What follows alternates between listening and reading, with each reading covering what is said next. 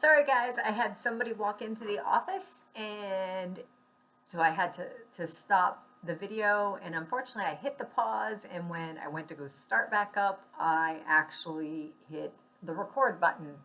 So you're gonna get two videos and I will label them video one and video two so that you can keep them in order. I believe the last thing I was talking about was the social norms and then the waiving of juveniles to adult court. So in this chapter, you still have that, but that's a continuation from last module. But now we're going to go into more white collar crime slash property crime, and then we're going to end up getting into violent crime. All right. But in this module, I want you to focus on white collar crime and realize that white collar crime is usually committed by a business individual or a government official. All right. And the purpose of that is for self gain, usually. And they do it by hiding, concealing, violating a person's trust, or just flat out deceit. And the problem with that, people say, oh, white collar crime is victimless. It's just they stole somebody's money, money is insured. That's true, but only to us. If you look at the sign before you walk into the bank. It says FDIC insured, but only I think it's 150,000. So if the bank gets robbed and you have $300,000 in the bank, you're only covered for 150. I don't know how that works. Thankfully, because my bank has never been robbed, and I don't put that kind of money in the bank. So it can hurt. There are victims, all right? Insider trading, okay? Nobody thinks Martha Stewart was a big, huge criminal, but if those individuals, we'll say Wall Street people, are giving each other information ahead of time, then they can run stocks up, run stocks down that do affect our portfolios. If you don't have a job yet that gives you a 401k, or you haven't started to invest on your own yet, then it doesn't bother you. But here at the college, I have a 401k. That's what I'm doing for my retirement. I also have another one, a really small one that I started with somebody else, another company. But if the individuals in either of those entities or in a company that I have an investment in does something and drives the cost down, well, then my retirement goes down.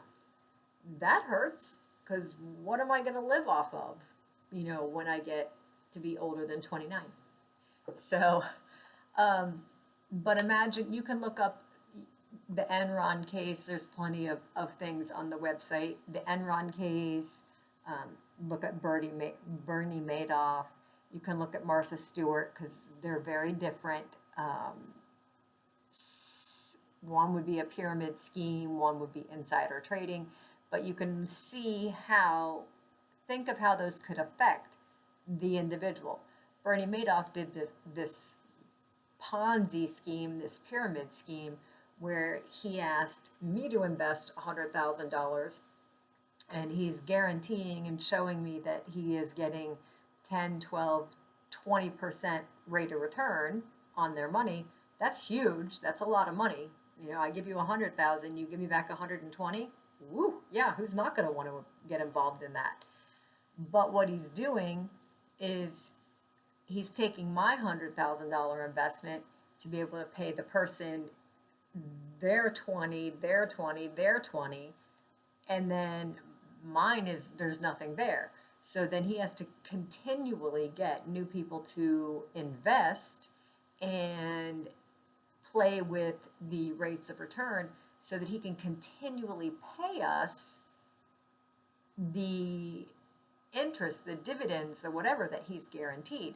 What happened is it finally got to a point where it was so big he couldn't keep up anymore. I mean, you can't keep robbing Peter to pay Paul on a full-time basis and expect for it to last forever.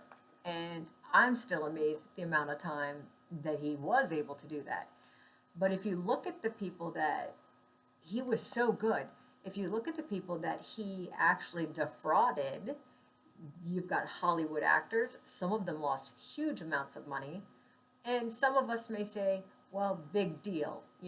They can always make more, or that they don't have a real job, whatever. They're just famous people who are spoiled, whatever. Forget who they are. If that's the money they have to live on and they don't make another film, they're in trouble. Okay? Just as much as if they took my money, I'd be in trouble. They're just another person. They're just used to a bigger lifestyle, which means their cards are going to tumble a lot faster than mine because they have more expenses and they've bought more things than we have. Most of us have one house. They may have 4 or 5. Well, they're going to lose 2, 3, 4, 5. Okay? That's hard to handle. Mentally, think about the victimization of that. You're riding high, you've worked really hard, you bought these things, and then all of a sudden somebody's lied to you, you've lost all your money, and you've lost all your assets. Some of the other people I know that were truly traumatized by that is, I think it was the entire state of New York, their teachers' pension plan. They're teachers, okay? Most of them are very well paid teachers compared to, especially down here, you compare New York, a lot of places pay so much better. But what does it matter if you put your 20 years in and you're about to retire and all of a sudden you've lost your retirement? You're not retiring, you're still working. So a lot of those individuals mentally lost it. They turned around and had to continue working when maybe they had plans to do something with their family, or maybe they were going to count on that money to use to take care of a family member, a parent that was older. Or now you're working, maybe you're 70. I mean, teaching is a job that you're not limited to by your physical features. I don't have to stand to teach, I can sit. I don't have to be able to walk, I can have a wheelchair. I don't have to even be able to see, I can use Braille. So there's teaching, it's thankfully one job that you can do for a very long time, well up in age. But what if you're 70 and you went to go retire and the scheme just wiped you out? Now you're probably going to work until you die. And that's not cool. That's not what anybody wants to do. So victimless, white collar crime victimless, absolutely not. In another way that you can look at it is knockoff, which the module talks about counterfeit goods. I right off the bat, first thing I think of are handbags. Okay, you can go to New York City and there'll be a guy in the park or whatever, and he'll have a sheet or a blanket down, and he'll have all these designer bags. And let's say a vintage used Louis Vuitton bag was originally $6,000. You can buy it legitimately used for $2,500, but this guy's selling what looks to be the perfect bag, and he'll sell it to you for $150. Now, it's not real. And if you get really people that are really technical into all that stuff, they can tell the stitching's different, the leather's different, the material doesn't match up letter to letter, whatever. Some people just don't care. They want the look, the status of that, so they will buy that. Now, the problem with that is, and I'm not condemning anybody, because when I was younger, dude, I was all over it as well. Because I couldn't afford those kind of things. Are you kidding me?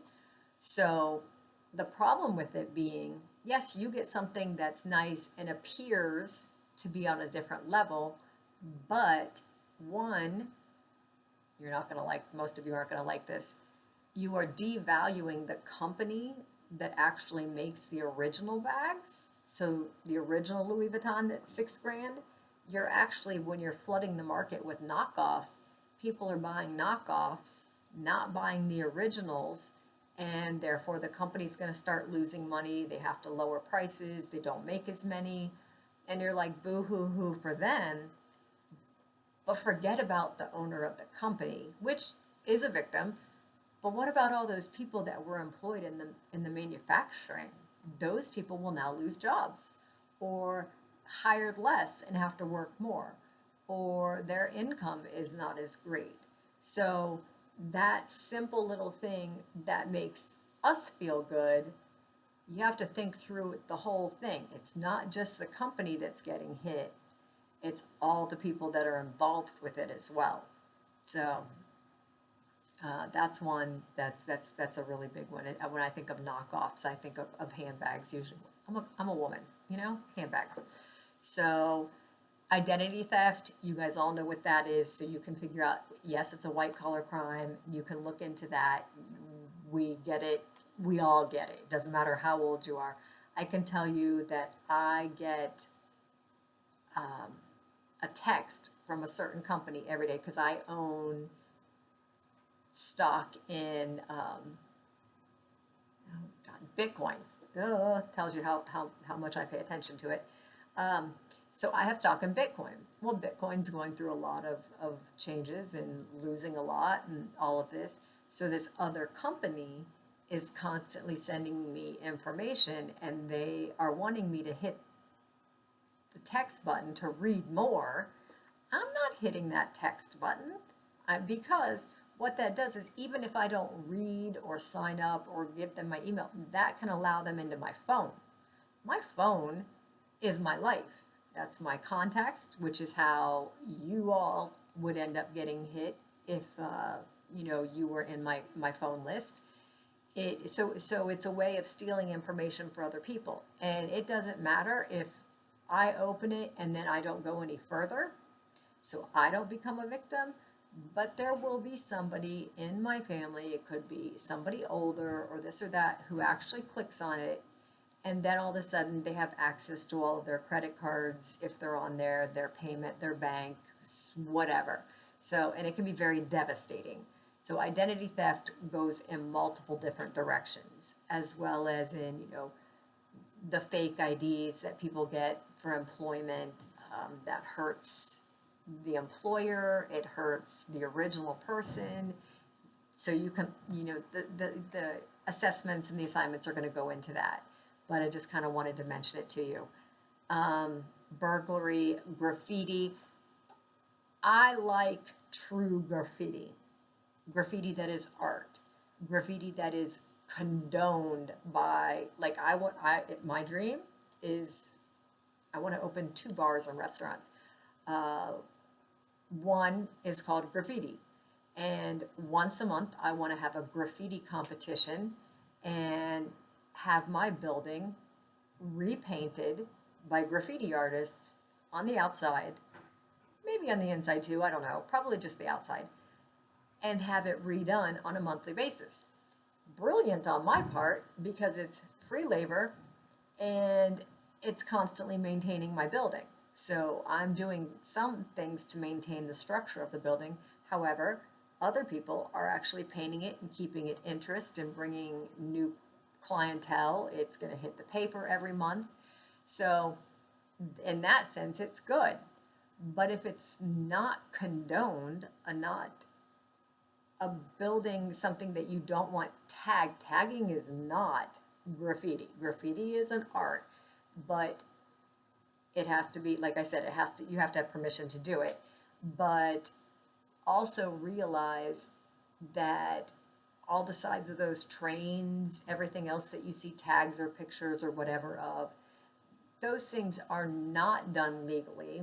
So therefore, whether it's on I can tell you here in Fort Pierce, one of the things that the Criminal Justice Honor Society does is we go out every year with the Keep the Fort Beautiful. We do a lot of that stuff in all the counties. But the one thing we like to do is to go out on the day that it's painting day. And they do it once a year.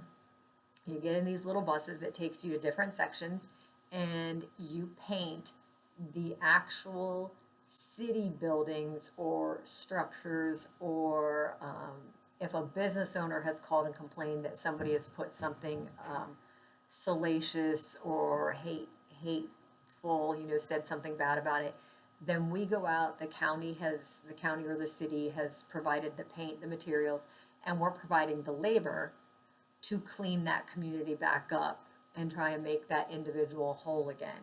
So it's kind of the broken windows theory. When things are a mess, people don't want to go down there, and then it just brings in more of the element, and eventually you have a multitude of crimes. So graffiti in itself is one that can start to take you down that path. Policies to address. I just want to mention, I want you to go and play around in it because it's fun and it's kind of fascinating. We have databases for sexual offenders, so you can put it in there and you can get an email or a text message constantly when a new offender moves within whatever mile radius you've chosen. So they are required to check in whenever they move, they change a job, whatever. So there's a database for those individuals. However, there's not a database for murderers. That's my specialty and my forte. So that just kind of freaks me out. I'm like, we're worried, not that we shouldn't be, about sexual offenders, but once the guy does his time for killing somebody, we don't keep track of him and let him know that a murderer moved into the neighborhood. Good or bad, pro, con, both of them exist, but consider that. There is one state, I think there's two actually, but the one that the assignment actually refers to you to look at is Utah. Utah has a database for white collar crimes. And it's interesting because when you look at it, there's a lot of women on there, just normal everyday women, and they're committing things like going in and getting benefits, saying they're pregnant. So there's a lot of insurance fraud with them. Just take a look at that Utah database. It's really interesting, especially when you start to look at the things they do. And then I want you to think, I'm always pushing the victim aspect. I want you to look and see, okay, fine, they didn't kill somebody, but sometimes the other side of being a victim can be just as devastating, if not more so. It can be very far-reaching. So look at that database, check it out, let me know what you think, and I believe that is one of your assignments. The assignment, look here, M3A2 assessment. The TEDx link doesn't work. So, and it says right there on there that it doesn't. So it tells you what to do. And what I want you to do is to actually create your video just like I'm doing. I want you to create a YouTube channel, make it private so that nobody else, unless you give out the link to a video, nobody else can see it. If you want it open to the world, that's great.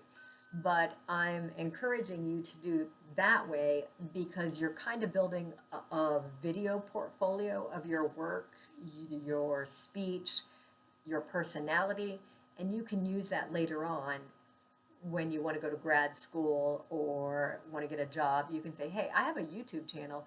Here's some of my earlier work. Here's my current work. And you can see how quickly I learn and how fast I grow. So create that first. It's really simple and it's free, no big deal. That's what I do because these videos are so long, I can't straight upload them into our Blackboard. So I am putting them on my YouTube channel, of which now I'm starting to build up quite a few. So I'm going to have to make playlists and put them in the right place. But then I turn around and go back into Blackboard and I say, I want to upload a video. Now all I got to do is put YouTube video, the URL, and bam, it's there. So that's how I want you to handle that assignment M3A2. I want you to answer the question. You can include some PowerPoint slides if you want to get tech savvy and you want to share your screen and show some PowerPoint slides. That's awesome.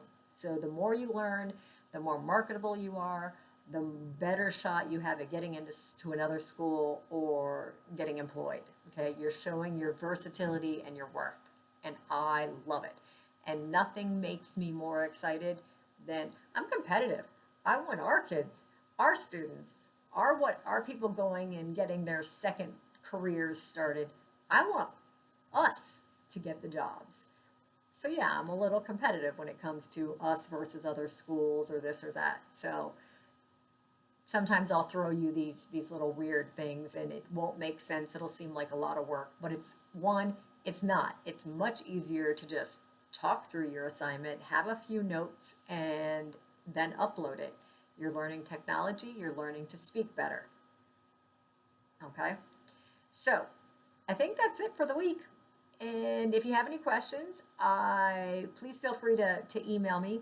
But also realize I put an announcement and it also sent an email to you and gave you the information that you could always reach out to me for APA formatting or citations. But it also gave you the link to OWL Purdue, where last time I just mentioned OWL Purdue, but I gave you the link directly to the APA side of it. And the reason I did that is because you're not always going to have me as a professor. Not every professor is well versed in APA because that's not so much of what they teach and get into. But you'll always have that and you can continue to build. Go off to grad school, they're going to give you assignments and they better be, if you're staying in CJ, they better be written in APA format. Sometimes you have to cite yourself. How the heck do you do that? This will walk you through it, okay? Plus every other formatting on how to do a paper or whatever. All right, guys, have a great week, and I will chat with you soon. Don't forget see, I need coffee. This module will be, my video to you will probably be in 2 parts, just simply because, we got interrupted. So that's it. Have a good one. Bye.